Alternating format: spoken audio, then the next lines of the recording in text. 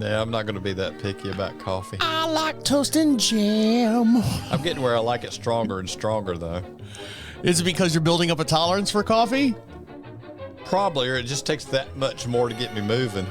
Take your microphone, because you constantly look at me, which is fine. Just move the microphone more towards between me and you. Okay, is that better? That's better. Can you see the screen? I can see, yes. Can you see this? Yes. Yes, out of the corner of my... Well, if you need to move the microphone to do that, do that. Okay, all right. How's that? I don't know. How was that? You're the one looking at it, not me. Yeah, that's a good view. Okay. What's wrong with Mike? Get all these sympathy letters. Oh, poor Mike, can't see, and blah, blah, blah. How do we do this? Let's go here. I'll turn this down and go. And now for something special. The unit is self-contained with its own saddler, farrier, wheelwright and so on. It's a rigorous training dished out who know all there is to know about horses, and it brings results. We take you behind the scenes now to show just some of the interesting aspects of this training.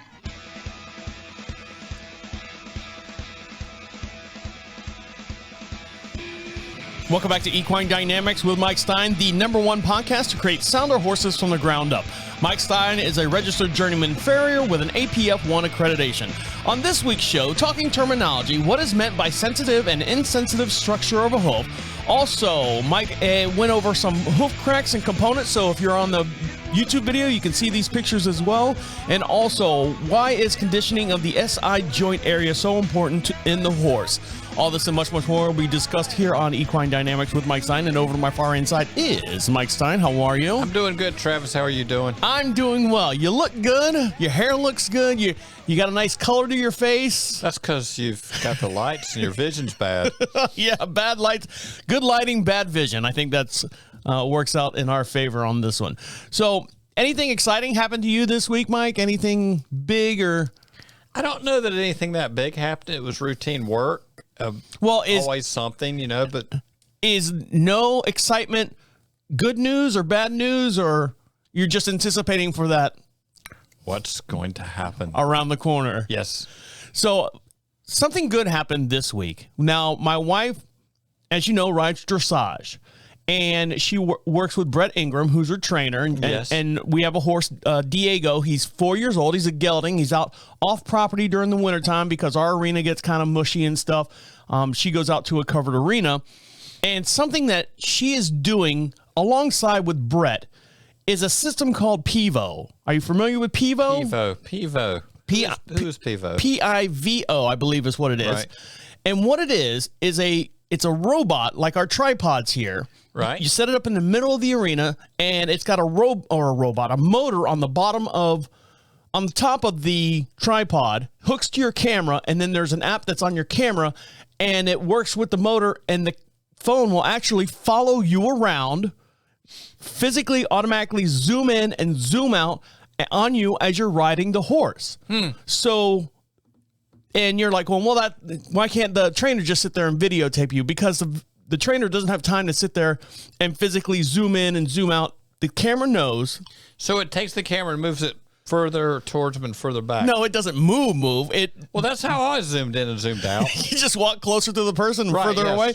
No, it physically uses the app and uses the lenses of the camera to zoom in and zoom out and always keep the horse in a good perspective range or an aspect of range in the camera frame. Right. So the good thing about this is because she can be connected to online, and Brett, for whatever reason, let's say Brett's at home, he's watching the kids that day, but he has a lesson. He can go to his computer and watch what Amy's doing on his computer and physically talk to her via Bluetooth device and in real time and critique her lesson while Brett's sitting on the couch eating bonbons or something like that. So it's an online. Now, I mean, there's a lot more that I saw bread at the bonbon store. He's getting his favorite flavor over there. Yes. But it's this new thing. I say it's new thing. It's new to us. My wife has gotten to the point where Right. she needs to watch.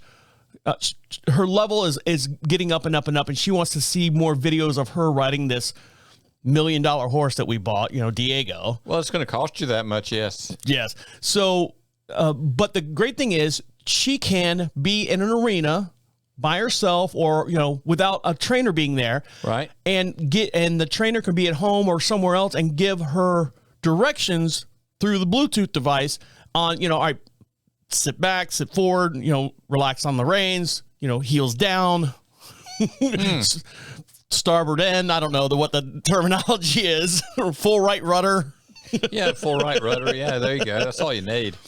But now you could probably use something like this as well. Now, I don't know if it would follow you around, if there's a setting on it to follow a human around, because it right now it's setting up for a horse. Right. And we were playing with it in the dining room when we first got it.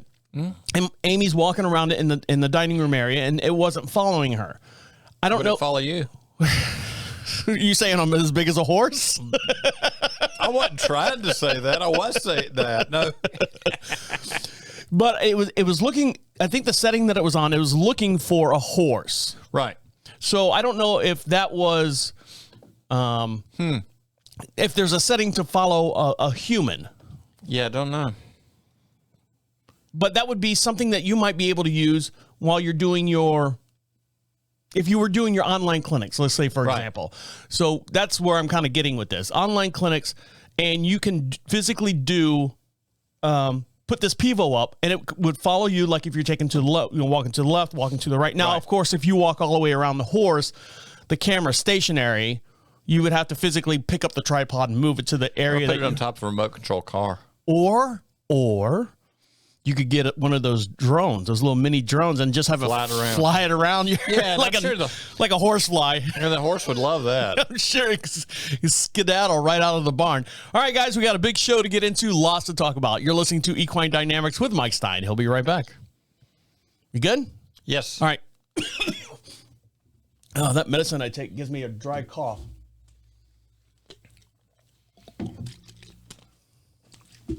Welcome back to Equine Dynamics with Mike Stine. He was the official farrier of the 2018 World Equestrian Games.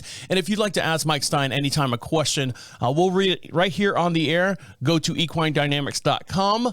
Fill out that little form there. Make sure you put a return address, and we'll send you out some free swag. Last week, Mike got some... what was it? The drink coasters with drink coasters. Yeah, with your logos and everything on it. Yes. Big hit or not a big hit? Have you handed? It's a big hit. It's a huge hit. It's always a huge hit. Anything with your logo on it and for your friends and stuff. And our listeners, just to say thank you. And don't forget, for every podcast we have a matching video. You can see me waving to Mike, Mike waving to me. Hi. You look good over there. And this is a great time. This is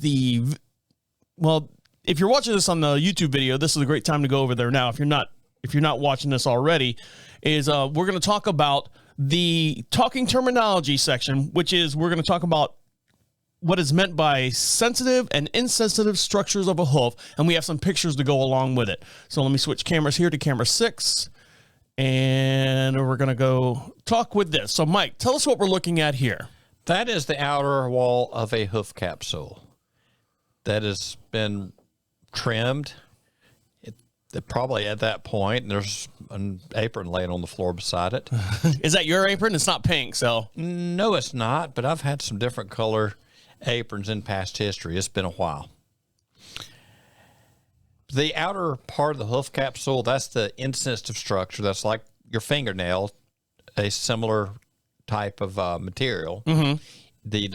The way it grows out is a little different than the fingernail. What grows out across the sole is probably more like the way your fingernail is constructed. The outer wall is more in tubules, and they're, depending on where they are, how compressed they are, and they're not necessarily round, but they always talked about a stack of straws held together, and that was the horn tubules. Now, the picture for the logo last week, we were talking about let the fold unfold, and the picture that I had for the thumbnail were baby hoof feet. Right. And it looked like they had the fuzz on the bottom. It looked like furry feet. To me, it looked like lobster. Like if you pull like lobster out of the shell, that real flaky meat. I wanted to, to eat it, but it. Well, I mean, if we find some, we'll save it for you, and you can give it a go. But it looked so weird, and like you were talking about the hose or the pack of straws. That is such a weird look to see. Well, what was on the bottom of that baby's foot is to protect the inside of mom. Yeah. Oh, okay. And yeah. they shed that off fairly quickly after they're born. So That would be an insensitive structure. Okay, so the definition of an insensitive structure is a hoof that have neither a blood nor a nerve supply, part of which is visible to us when we look at a hoof. Right. And then the sensitive structure of a hoof that has both blood supply and nerve supply. Right, the lamina and all the sensitive structures between the lamina connects between the outer hoof and the coffin bone itself. And I think we've got something a little further along that shows some of that. If you look at the bottom of the foot, the frog, the sole, and the bottom part of the wall, that is all insensitive structures. And when you get inside the hoof, which would be coming up on the next slide, that shows the inside of the lamina. That shows that the life part of the coronary band. And you also have a life sulcorium underneath, and you have, the sensitive part of the frog, and that is underneath the foot, and you have to have blood supply to the sulcorium so that the hoof can grow sole. So this picture that we're looking at here is strictly for demonstration purposes. Strictly for demonstration purposes. Okay. That is was used in a Root and Riddle lecture the other week at NC State, Dr. Raul Bross, and of course being in the background there, and I've had some good talks with Raul and been out with their guys and going to again. But I'm looking at this picture and I'm thinking, could this ever happen to a horse in real life where all this is ripped off? Total extreme circumstances. It's the equivalent of someone ripping your fingernails off like you see in the movies, like the spy movies. Tell us what we want to know, and they rip your fingernails off. That's essentially what this picture looks like. I have had the hoof wall ripped off down to sensitive material. Oh, God. And normally, no. But and probably not to that degree. But can you peel it back to hit sensitive? Yes, you can. Okay, so this is the difference between, number 8 here in the picture, 8 and 9, Right. This is the insensitive. That would be insensitive. And then number 2 and number 4 in this picture would be sensitive. Okay. And if you see the kind of yellowish part right there, that would be what we would consider the white line coming out the bottom, which is not actually white, but that's where you get that effect where the insensitive and the sensitive lock together. It's like that Velcro effect growing down.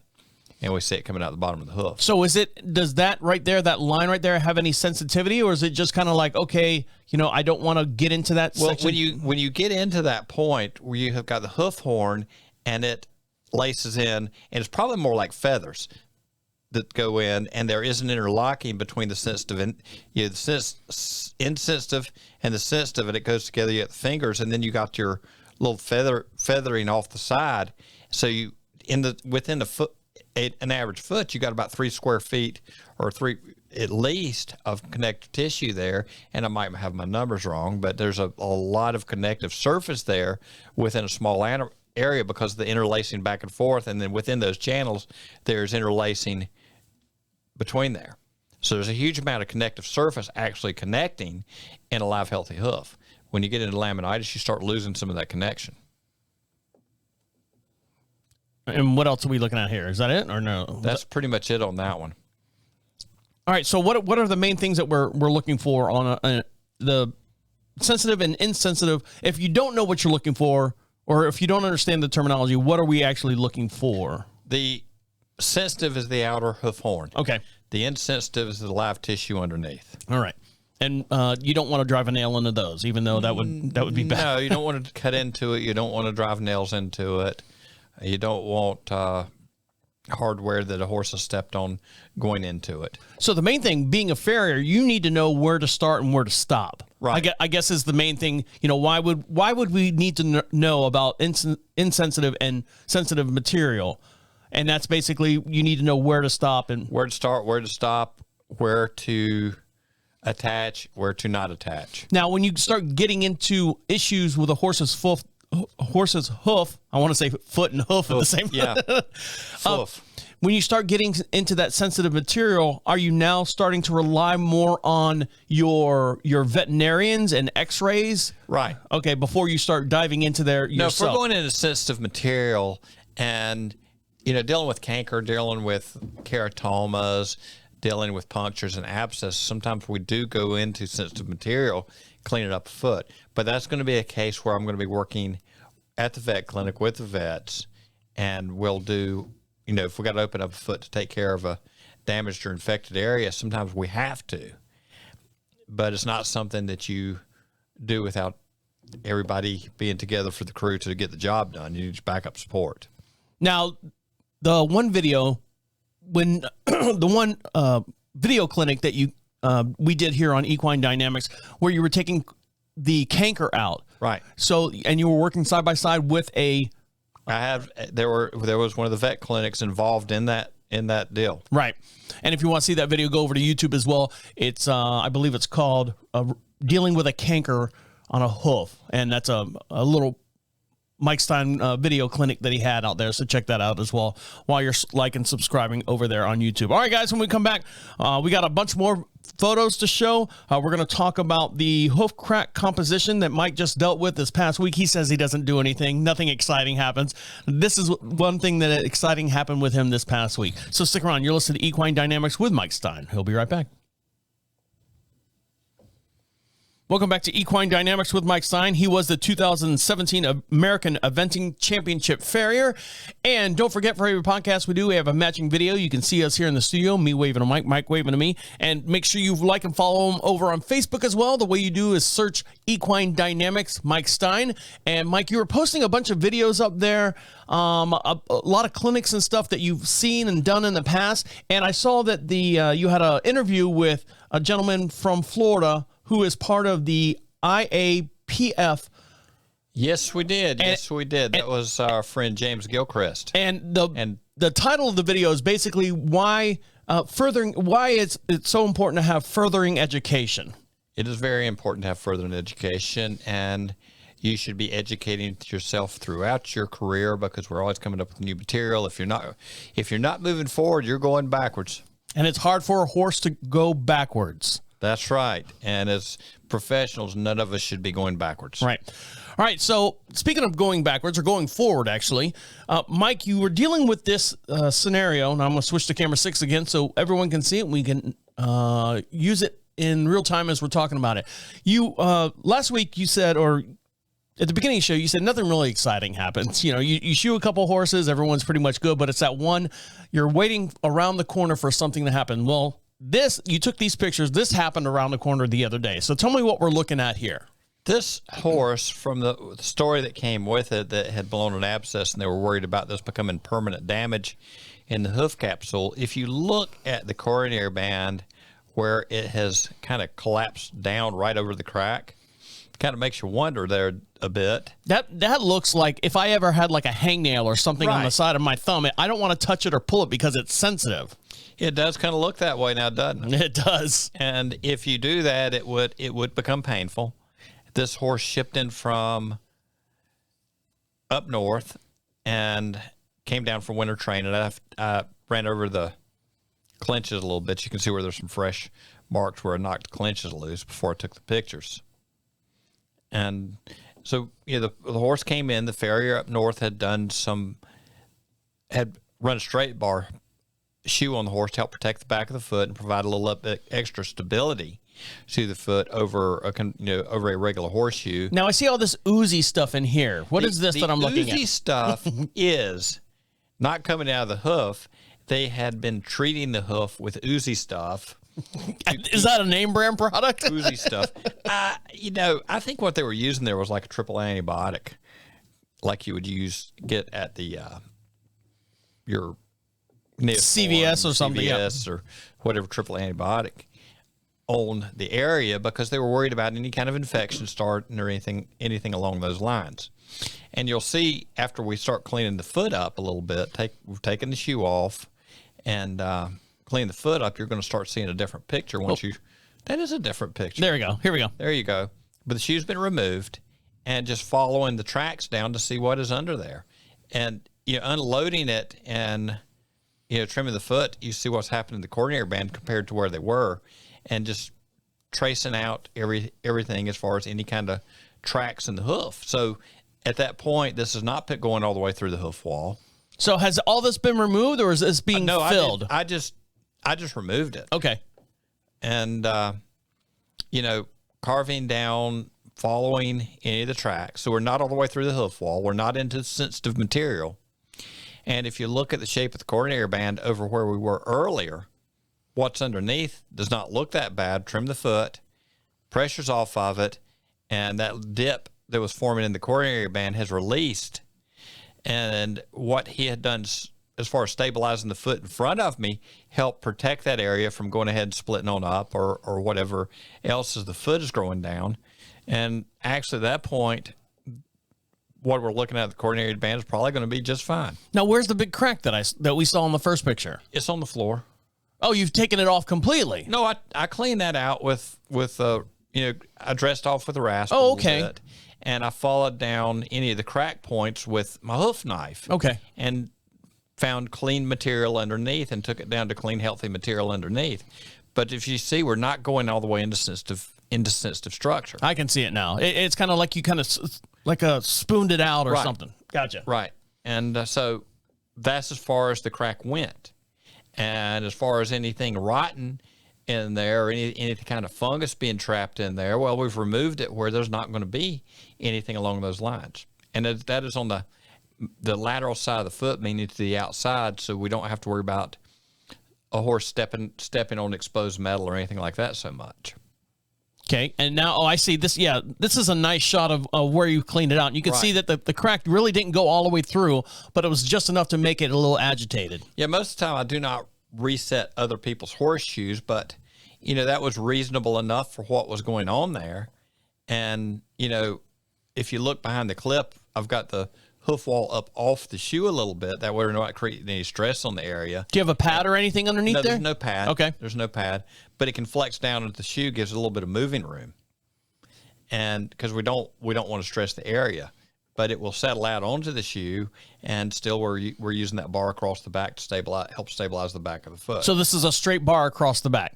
Well, straight across the back of the heel of the foot. Okay. Yeah, I don't have any pictures of that. Now, what was this horse's job? His job is 3-day eventing.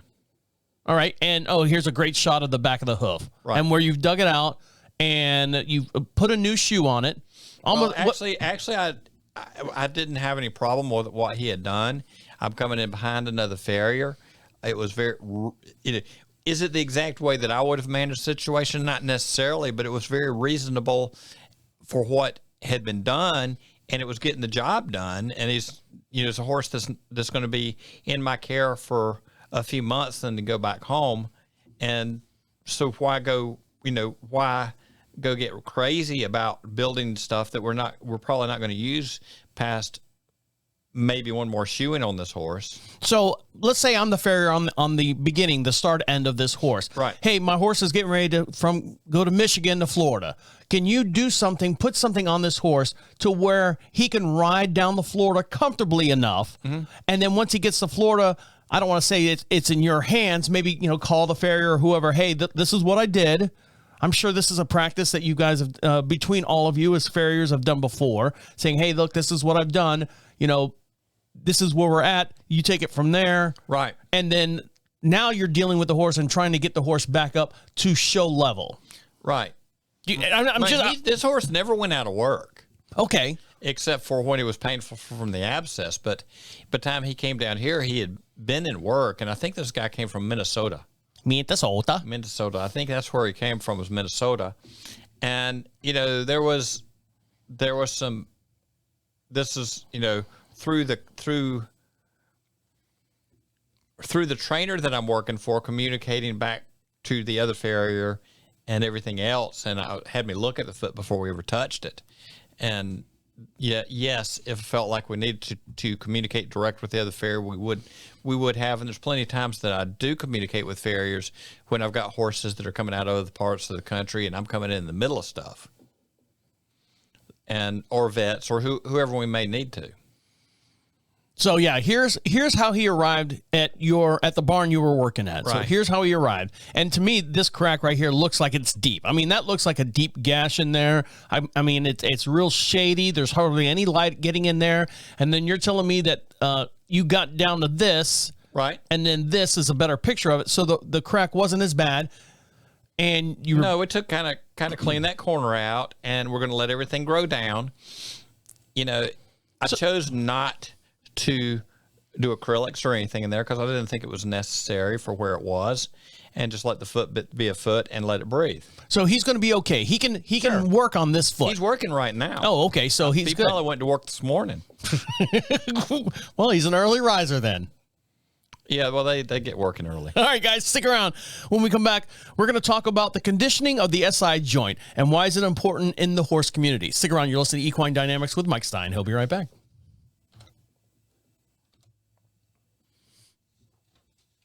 I need to create a camera angle for when you start talking with your hands to where it just zooms in on your hands, because you were talking like with your feet the other day. You were like feet in, feet out, feet in. Maybe you need a robot that focuses on hands. we need Now I can become a hand model. We need a TV a Pivo in here to fly around the studio. How many moments have you got? What do you mean moments? Funnel. Oh, hope you so. Okay. Remind me never to wear this shirt again. Never wear that shirt again.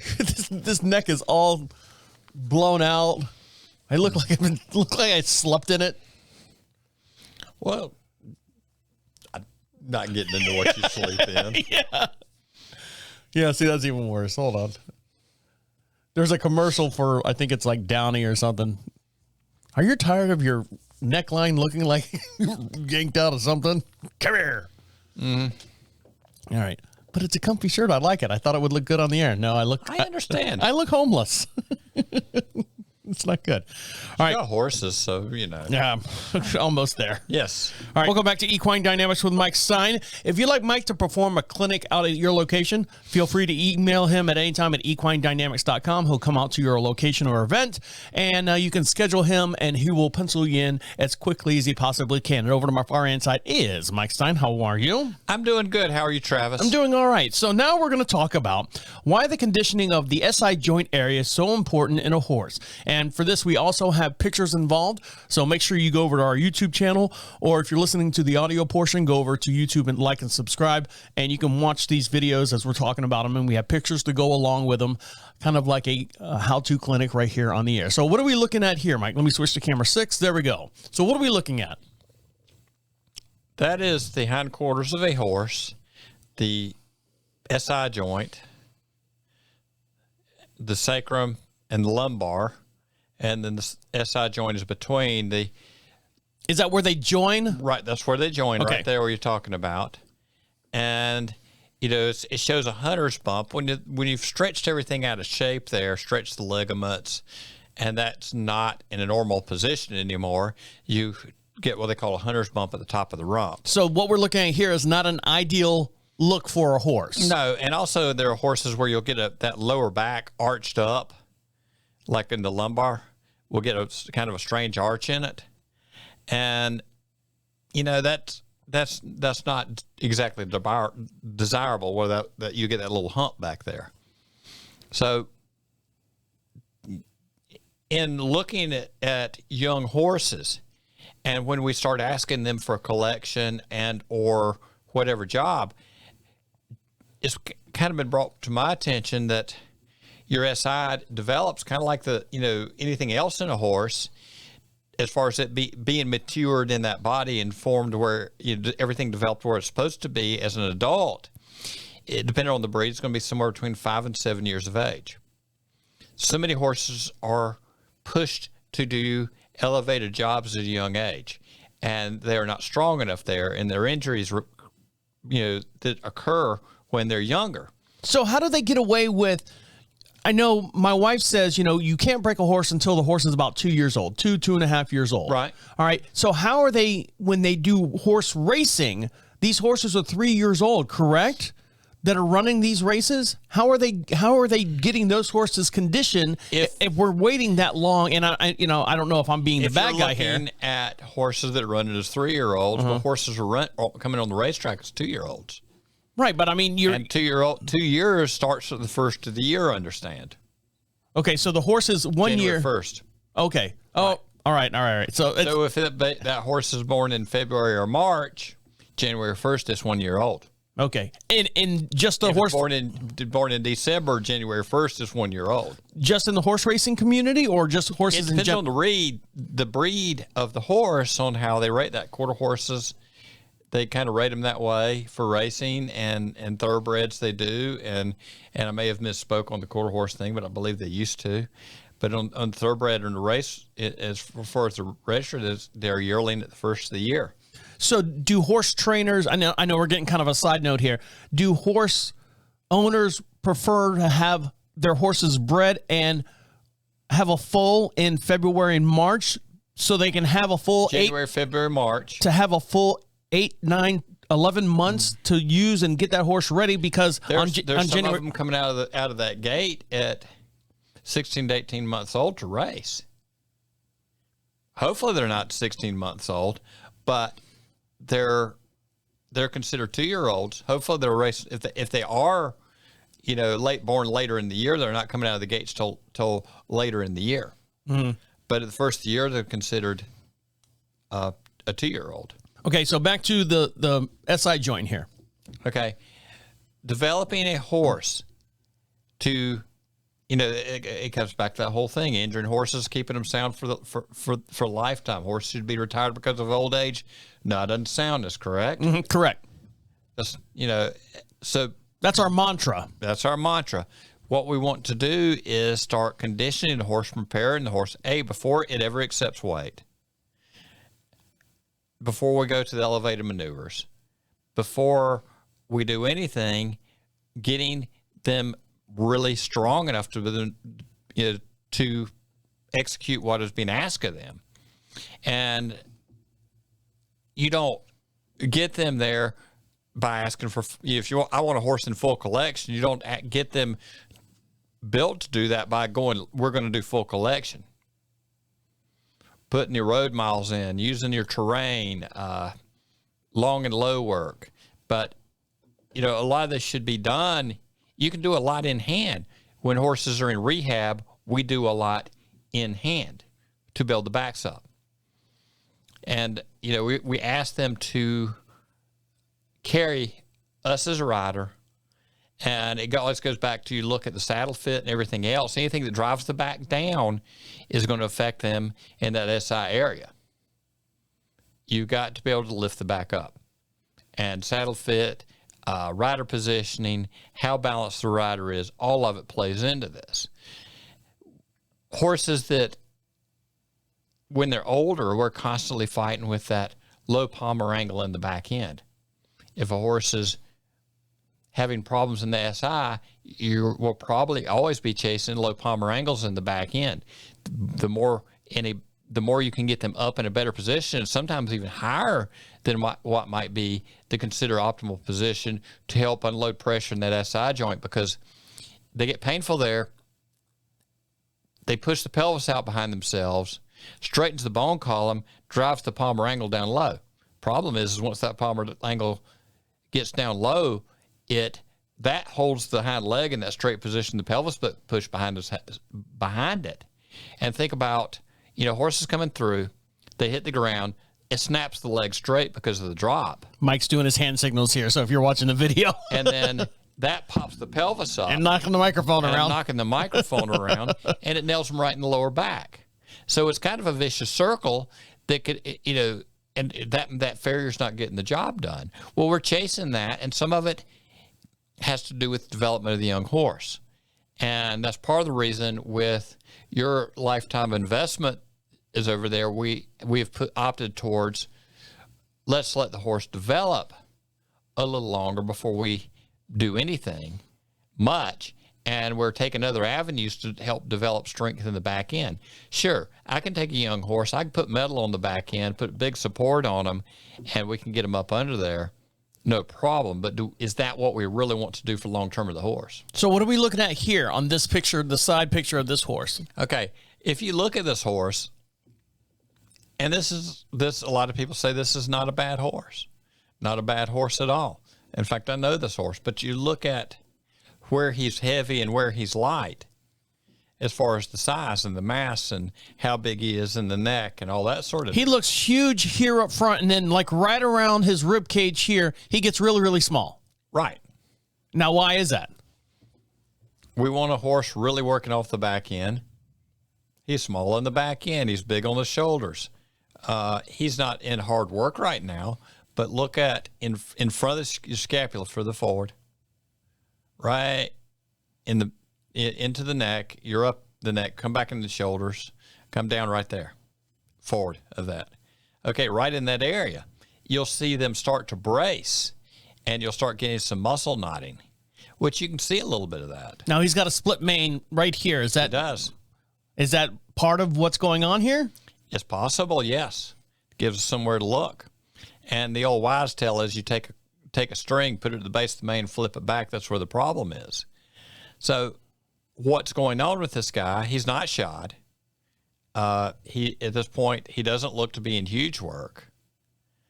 And look at it on that hind end. If you look at that coronary band, just drop down where you can see his hind feet. If you draw a line following the coronary band forward, where does it aim if you draw a straight line? That's one thing we want to look at as a farrier real fast to see what's going on. I want a horse where that line's aimed more at the back of the knees than up under the elbow. If it's aimed up in the belly, we probably got a problem.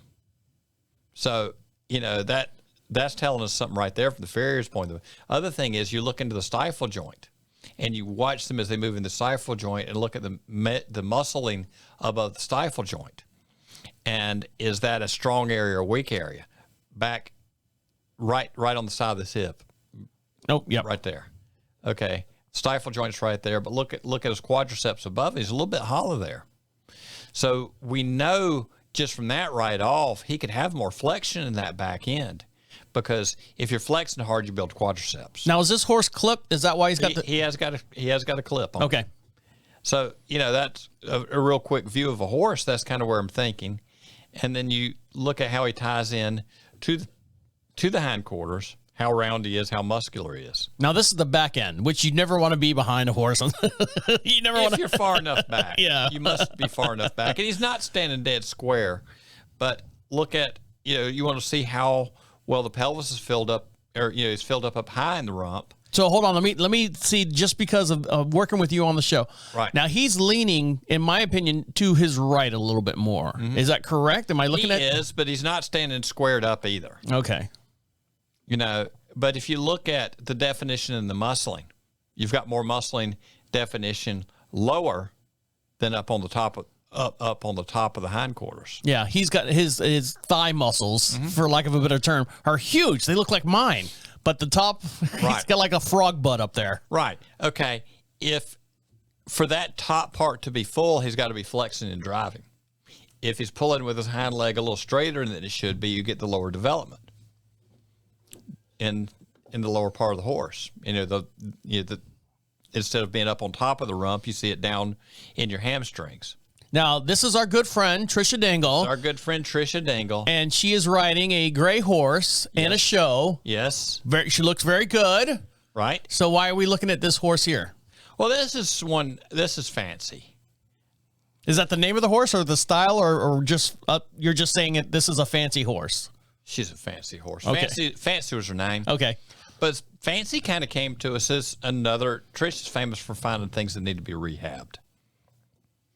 And, horses out of work, horses having some back problems. There's a year and a half of some specialty stuff that I'm doing, slow reconditioning. This horse is a little uneven up top.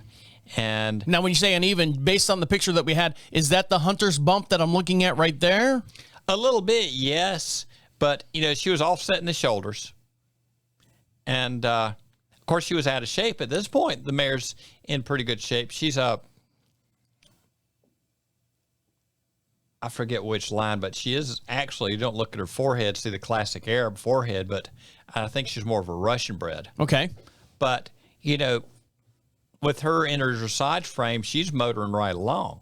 She looks good. All 4 feet are on the ground. Well, except for that one's on the ground at the same time. The front one's a little high. Right. You look at that cannon bone and pay attention to the forearm and the timing there between the cannon bone on the hind and the forearm on the front. Could we have a little more engagement back there? Yeah, we could always have a little more engagement. Yep. But from a horse that was she won't show again to there's a couple of years of work there. And Just there to was get a lot of body work, and there was a lot of playing with mechanics on the shoeing and reconditioning and everything else. And just to get her to this point right here Right. where she could show. I know that I believe Lisa Hinkle had worked on this horse as long as it was doing body work.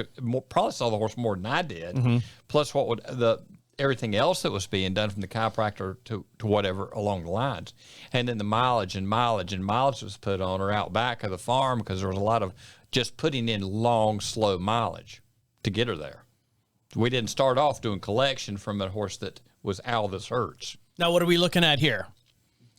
Okay, this is a picture from one of the horses at World Equestrian Games when I was there. And you see this horse starting to sit back onto its haunches, and you see it working. If we do not take these horses and we take the time to build them in and get them strong enough, there's too many horses that never, ever, ever see this kind of competition that physically could.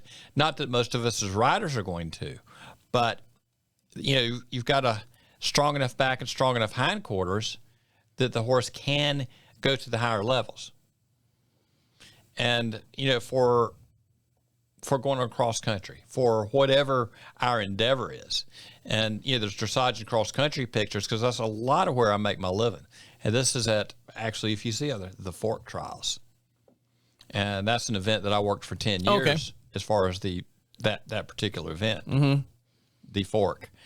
And, for a horse to do the dressage, to do the stadium jumping, to do the cross country, for it to be an endurance horse, for it to be a race horse, whatever it is, they have to be built up before we ask them for the full performance.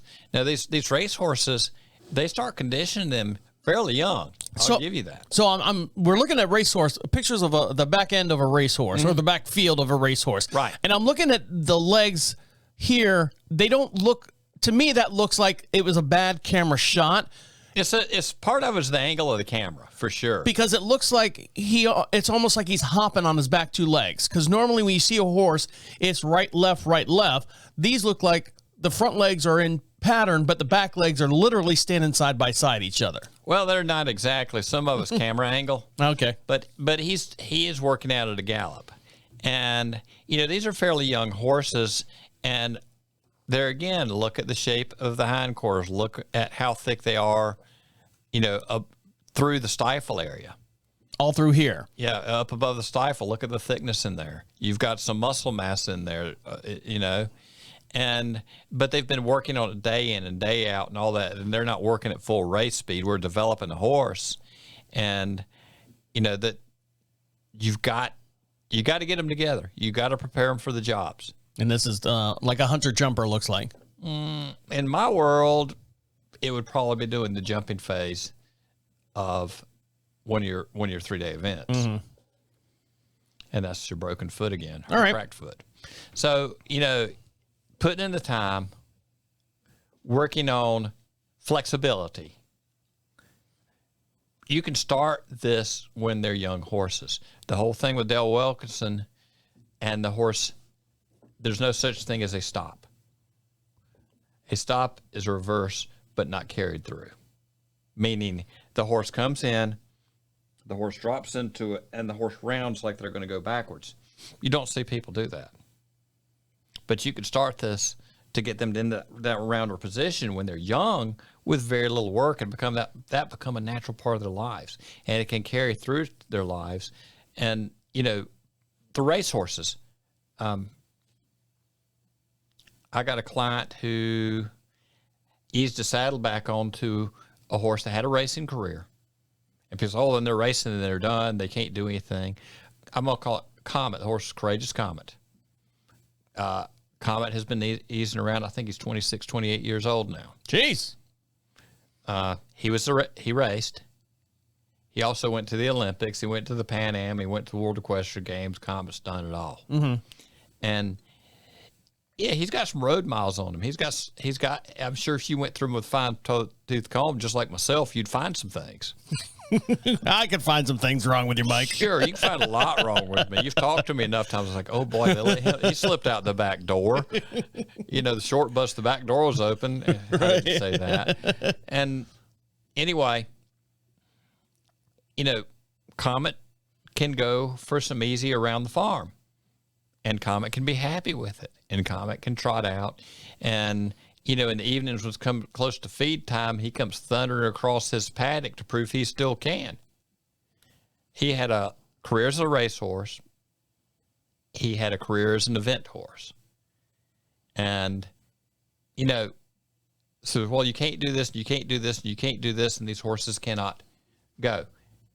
And they can't be sound. And I'm going to try to talk to Becky about coming on the show with us, because she is one of the hardest working people in the horse business I know. We'd love to have her on the show. All right, guys, stick around. When we come back, we'll wrap up the show and let you get back to enjoying your horse. Stick around. You're listening to Equine Dynamics with Mike Stine. He'll be right back. Welcome back to Equine Dynamics with Mike Stine. Our goal is to be the #1 podcast to create sounder horses from the ground up. Mike Stine is a registered journeyman farrier with an APF 1 accreditation.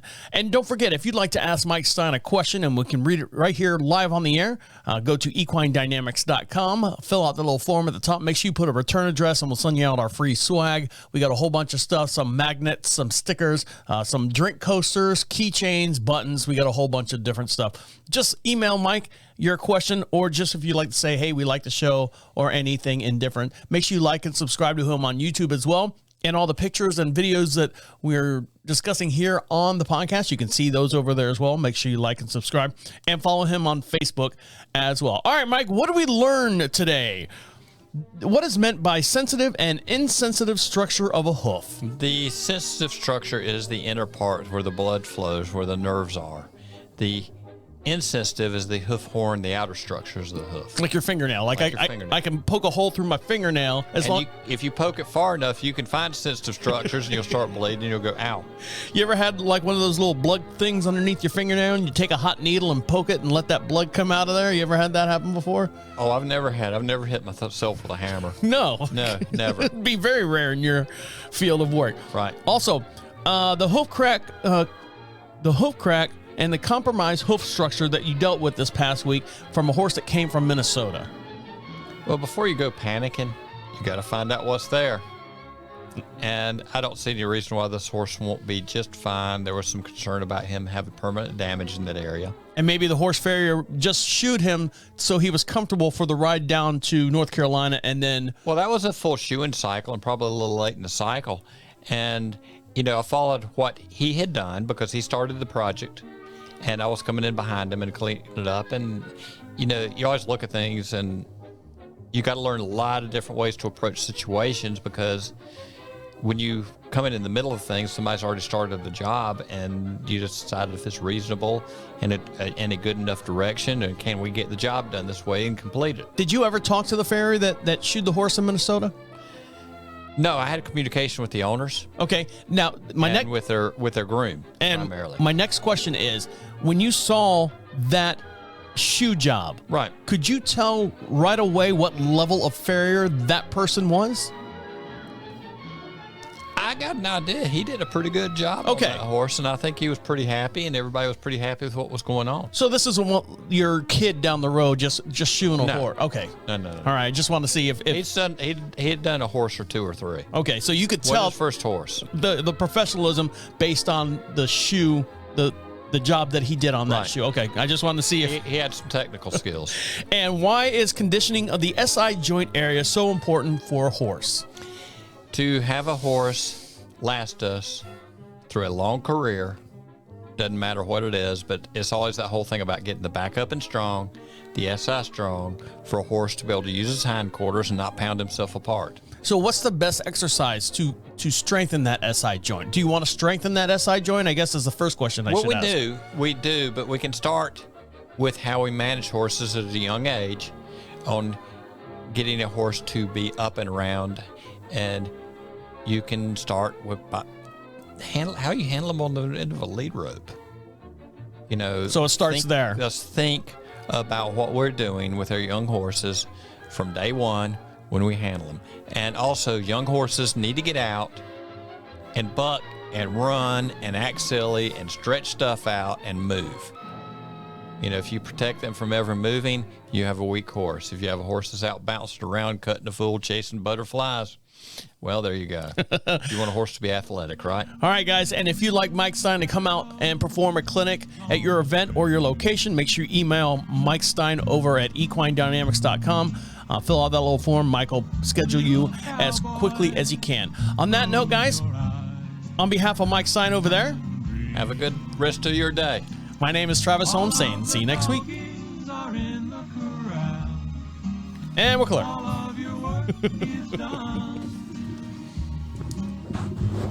You know, so it just stuck in my mind what happened. Hold on, let me stop this.